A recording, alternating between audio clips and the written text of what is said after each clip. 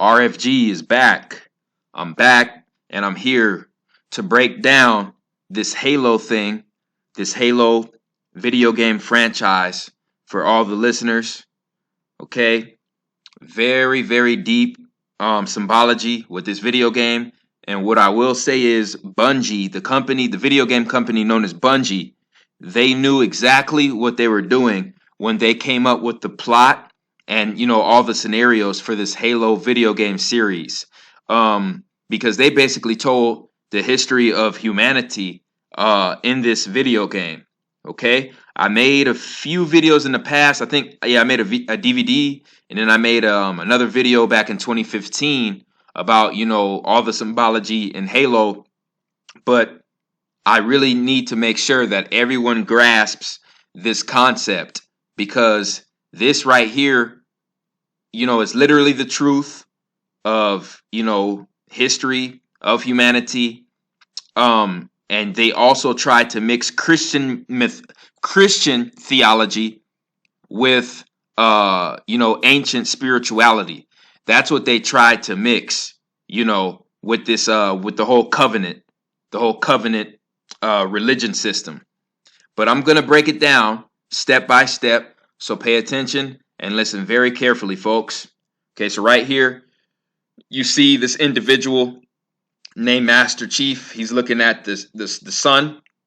He's looking at a star, and he's looking at a ring. He's looking at a halo ring. Okay, that's you know, that's in very close proximity to this star. And Master Chief is watching the Covenant ships. Okay, the Covenant spaceships go past the ring. And when you look at this, okay, the whole Halo, you know, theology here, right here, you see the Covenant. The Covenant is a group of extraterrestrial beings that have come together to serve one purpose in the galaxy. And that purpose is to, you know, is to activate the Halo rings so they can go on their great journey. Their great journey is spiritual ascension. Spiritual ascension, okay, over to the next dimension. That's, you know, where you get the theology of the Covenant and Halo, talking about the great journey, activating the Halo rings to go on their great journey. But what people don't realize is the covenant, you know, never took up this theology until, you know, they were under the rule of the prophets. Okay, when the prophets took over the covenant, that's when the covenant started to pay homage to the Halo rings. Okay, why are they called the covenant? Well, there's something called the Ark of the Covenant that was found in Kemet in ancient Egypt. And this Ark of the Covenant was taken underground under the Vatican years and years ago. This was back in the late 1800s, early 1900s, when, you know, the Vatican confiscated the Ark of the Covenant. The Ark of the Covenant, yeah, they even made an Indiana Jones movie about it. Okay, the Ark of the Covenant is a deal that was made between the gods from Sirius and the humans over the earth. The indigenous humans over the earth and the, you know, the gods from Sirius, they made a covenant, they made a deal. They made a deal with humanity. Okay, and humanity has broken that deal, but the contract, okay, is kept in this chest, in this golden chest, and the Vatican has, you know, this object under the Vatican Church. Okay, that's where it's located. Okay, Ark of the Covenant, that is the deal that was made between humanity and the gods from Sirius. Why is that significant? Because the ruling class over the covenant, okay, the ruling class over the covenant, they're known as elites. They're known as these elites, these Sangheli elites, okay? So they believe that activating these Halo rings is going to send them on the great journey. The same way people get down and pray to this Jesus figure. They pray to the Jesus figure, right? What does the Jesus figure have over his head? He has the halo. He has the halo ring, the halo ring. You see? That's what the covenant, that's what their religion system is based off of, the halo rings, sending them on the great journey. The same way the Christians believe that the guy with the halo ring around his head is going to send them on a great journey, is going to send them to heavenly ascension. The same goddamn theology. Okay, so in this video game, you have the elites going to war with humanity. Okay, so-called humanity. And it's all over the activation of these halo rings. Okay, and when you look at, you know, what these what some of these elites look like, right here you have these these royal guards. Okay, these royal guard elites, and the elites that are royal guards, when you look at their headdresses, they have the same headdresses as the goddamn samurai warriors. You see? Many of these elites, when you look at their headdresses, they resemble the samurai warriors. When you look at the royal guards, the Sanghili, who are royal guards, they bear the same resemblance as these samurai warriors. Okay? And then when you look at the elite zealots, look at the elite zealots. Okay? These are like generals over the Sanghili. And when you look at their headdresses look exactly the same as how African warriors would cut and carve their hair, would cut and carve their afros. Okay? And, you know, this depiction right here, you know, right here, a Tutsi, this right here is a Tutsi warrior. Okay? Right here, you have the goddamn zealots and the Halo video game franchise with the same headdress that looks exactly the same as this Tutsi warrior. Okay? Right in front of our faces. Right in front of our faces, folks. And the elites also come from a home planet that known as Sanghelios. Sanghelios. And when you do the research, the planet Sanghelios, it is part of a trinary star system. Sanghelios is part of a trinary star system, folks. Now, why is that significant? Because when we look at the Sirius star constellation, the Sirius star constellation is part of a trinary star system. Right here we have Potolo. Potolo is Sirius B. Right here we have Sigitolo. Sigitolo is Sirius A. Right here we have Imiyatolo. Imiyatolo is Sirius C. And then we have the planet that orbits Sirius C. That planet is known as Nyan-Tolo. So Nyan-Tolo is basically what's being depicted when you look at Sanghelios in the Halo video game franchise.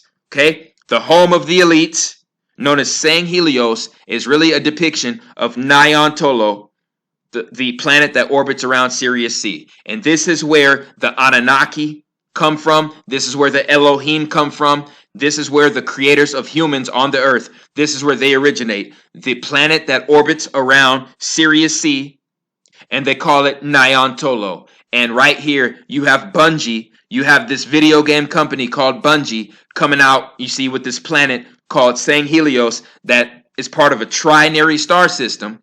Okay?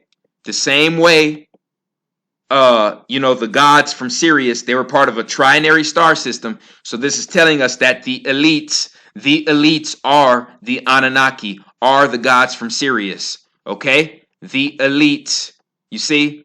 And our ancestors cut and carved their hair to pay homage to the gods from the Sirius star system. This is why, you know, in the Halo video game, you see the headdresses of the elites. It's the same. It's exactly the same as, you know, the indigenous ancestors. And right here, the royal guards for the Sangheli. Look, that's samurai attire. That's nothing but samurai attire, folks, right in front of our faces. Right in front of our faces, and nobody can say nothing about it at all. You know what I'm saying? Right here, they have a plasma sword, okay? And you know, the samurai, they have They have a katana. They have a sword that is made out of metal. It's known as a katana. Okay? A carbon. You know, it's made out of carbon, solid carbon. Right here, we have a plasma sword, but these deities basically serve the same purpose. Okay? So we can obviously tell that the people who made this video game, they were trying to reach out to indigenous cultures. They were trying to send a message to indigenous cultures around the world. Period. Period. End of story. Okay?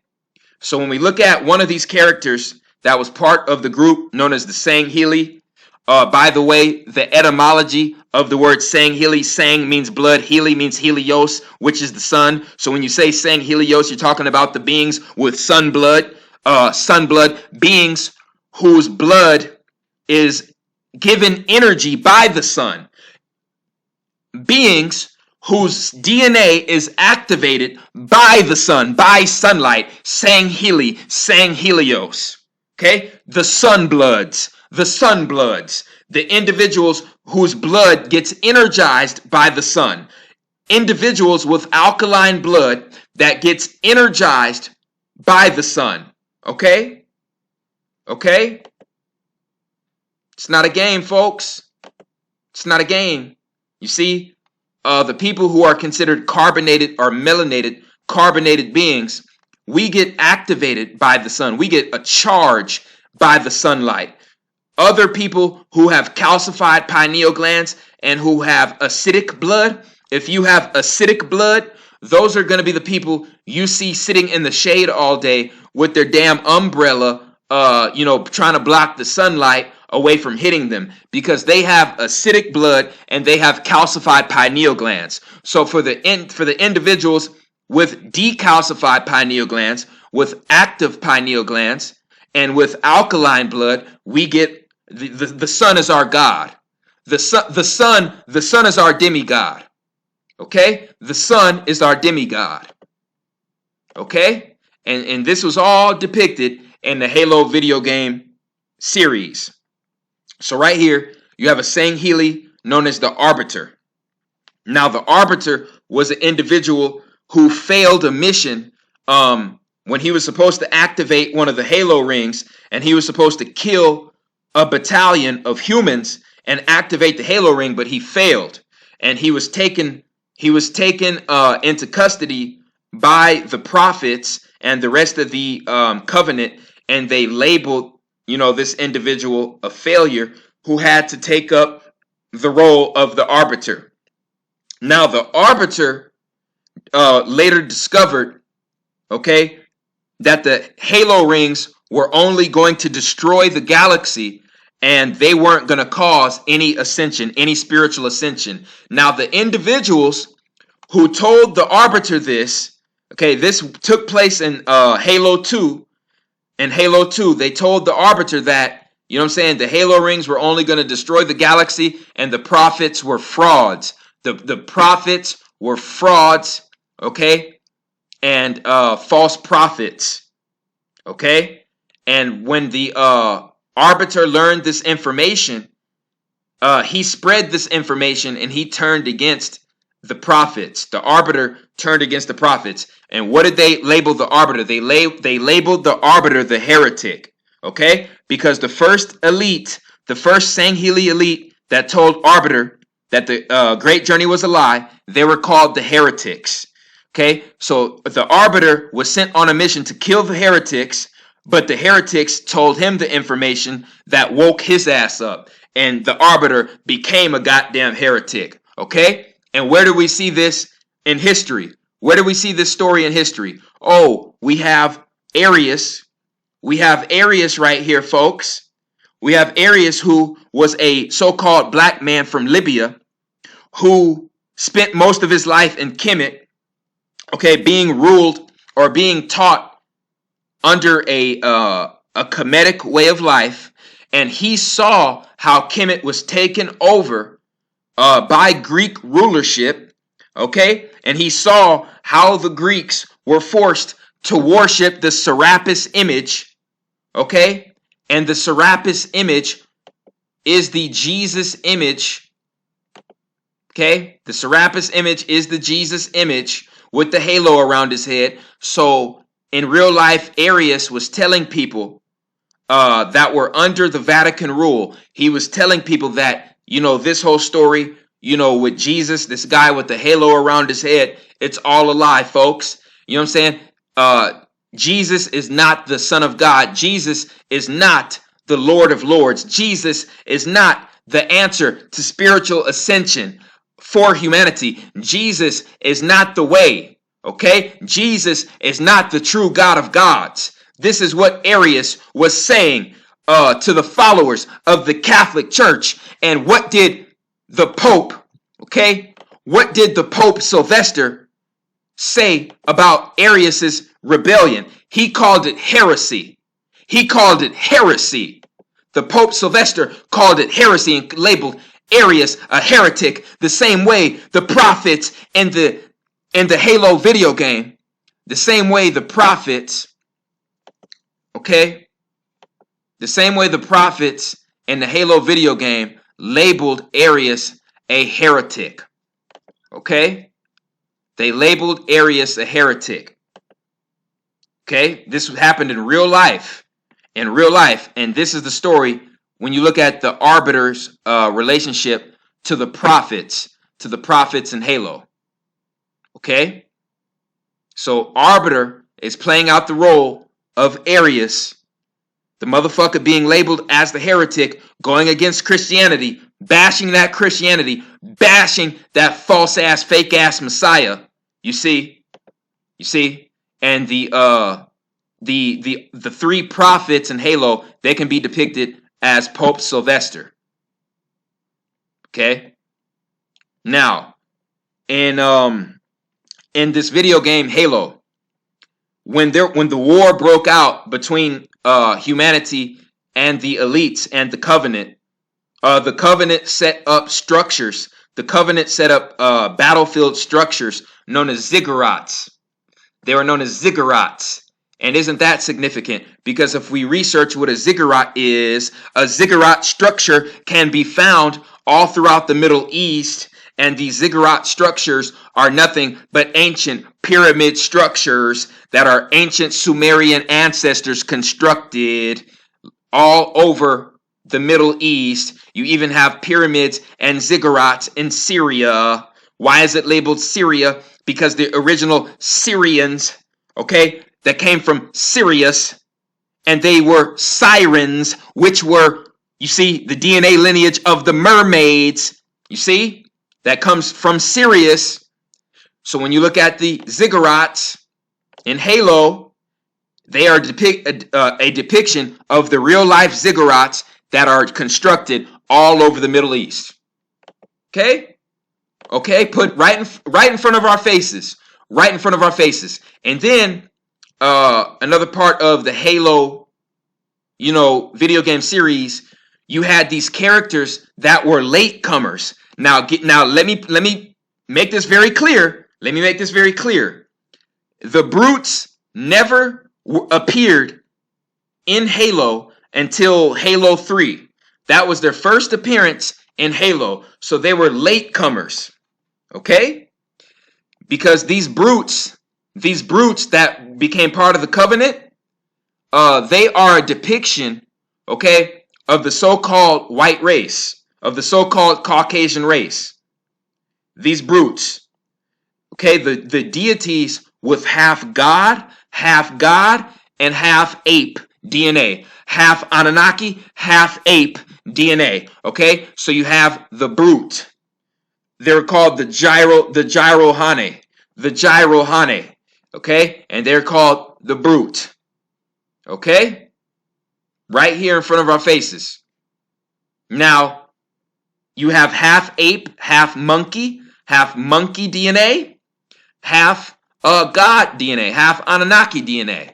Now, when you look at what monkey, how you say monkey in Latin, you say simia, but see, this is deep, folks. This is super deep. And this is all I'm going to say.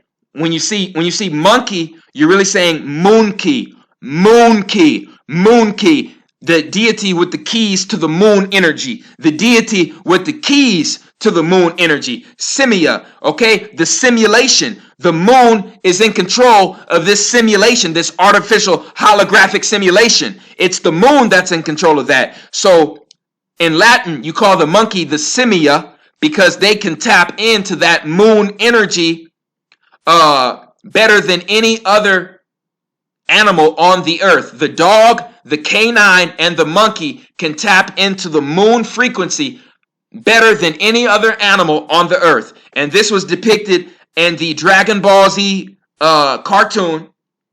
Okay, you had the Saiyans, and what were the Saiyans? I already decoded that. The Saiyans were the original Caucasians that were grafted with ape and God DNA. Okay, so what were the brutes in Halo? They were genetically grafted, genetically spliced between ape and God DNA, ape and Anunnaki DNA. Okay, and when you look at monkey, monkey, it's really moonkey. Simia, that's how you say it in Latin. The simulation, the moon. The moon is in control of the artificial, the holographic simulation. Now, listen, folks. In Dragon Ball Z, when the Saiyans, when they got hit by the moonlight, they turned into a complete brute ape. They turned into a complete brute ape, which shows that the moon activated their animal, beast-like nature. Okay? This is why when we look at etymology, okay, we see Simia is monkey because monkey is really moonkey, and the moon is in control of this holographic simulation that we live in. Okay? And there was a goddamn war that broke out between the elites, between the Anunnaki and these brute creatures, these Gyrohani brute ape humanoid creatures. The ape humanoid creatures had a war with the gods from Sirius right here. You see, the elites, the Sangheili, the Sunblood. You see, so you had the Sunblood, you had the deities who got their blood activated by the sun, and then you had the deities, you see, who were beast-like, who got their DNA activated by the moon. You see, by the moon. You see, and what did I tell people? What have I been saying? You're either a child of the moon or you're a child of the sun. That's what I've been saying for the longest. You are either a child of the sun or you're a child of the moon. No in between. Your pineal gland is either activated. If your pineal gland is activated, that means you have neuromelanin in your blood, and that means that you have alkaline blood, and that means that the sun is your fueler. The sun is your fuel source and is your demigod. Okay? If you have a calcified pineal gland and you have acidic blood, the moon is your god. You see? The moon is your god. You see? So the people who are spliced with that ape DNA, which would be, the original Caucasians on the earth, you see, they're depicted as the brutes in Halo. You see, the deities who have that ape, who are battling between that ape and that god DNA. You see, this is why monkey, when you say monkey, you're really saying moonkey, because in Latin, it's simia. The moon is in control of the simulation, of the artificial simulation. You see? So not only when the canines get in front of the moon, you see the canines, they howl to the moon, and the canines pay homage to the moon. And you see werewolves DNA is activated to go back to beast state when they go out into the moonlight. Okay? And that can be, depicted with the canines and with the apes. The canines and the apes. They are on the same frequency. They're on the same frequency, folks. They're not as much as the dog, okay? Not as much as the dog. The dog is completely at beast state. But a step above that, a step above the dog, would be the ape. But they are both on deep animal consciousness, and they are under the influence of the moon. Okay, they are deeply tied to the history and the influence of the moon's control over animals on this earth and people who are under animal state. People who are under animal state, okay, they are under the moon's control. Okay, monkey is really moonkey. Okay, the canine, Canis lupus. Lupus is the moon. Luna is the moon. Lupus is the disease that came from the moon goddess. You see, the moon goddess placed a curse, okay, on a certain group of people, and they lost their neuromelanin. Okay, those are the Zionists. Those are the Khazarians. Those are the Khazarians, folks. The Khazarians were cursed by ISIS and stripped of their neuromelanin. The other group of Caucasians, their DNA was spliced with ape and dog DNA. Okay, so that's where you get your everyday, you know what I'm saying, Caucasian that you would see, you know what I'm saying, out and about. You know what I'm saying, in everyday life. You see? So, you know, the history of the Caucasian has deep roots with the moon. Deep roots with that moon. And this is why the zodiac sign that's ruled by the moon, it's called Cancer. Let me repeat. The zodiac sign that is ruled by the moon is called Cancer, because the first form of Cancer got to this earth when the sons of Cain were cursed by the moon goddess, okay? The moon goddess cursed them and stripped them of their neuromelanin. And these beings, these Khazarians, started splicing, you know what I'm saying, their DNA with ape DNA. And that's how we have the everyday Caucasian that we see today. I do not believe that Yaqub was the individual who spliced, you know what I'm saying, millions of Caucasians into existence. I don't believe that. I believe it was the sons of Cain, the original Khazarians, that had their neuromelanin stripped by the moon goddess. Okay, these beings wanted to repopulate themselves. They wanted to, you know, repopulate themselves across the planet, and they wanted beings that they could rule over. Okay, so they created what we would know as normal Caucasians. So the Khazarians mixed their DNA with either ape DNA or dog DNA. So either way you look at it, the Khazarians were cursed by the moon goddess. Okay, then when the Khazarians mixed their DNA with the ape DNA and the dog DNA, you know, the ape and the dog has a deep connection to the moon. So, you know, the original Caucasoids had that deep connection to the moon. Okay? Very deep here. And like I said, this was depicted, okay? This was all depicted in a video game, folks. Okay, this was depicted in this Halo video game when the Sangheili, the Sunbloods, went up in battle and went to war, okay, with the beasts, with the, you know, the deities with the beast-like DNA. You see, with the brutes. It was the elites versus the brutes, and this is exactly what's going on Earth today. You know what I'm saying? We have the children of the sun going to battle with the children of the moon.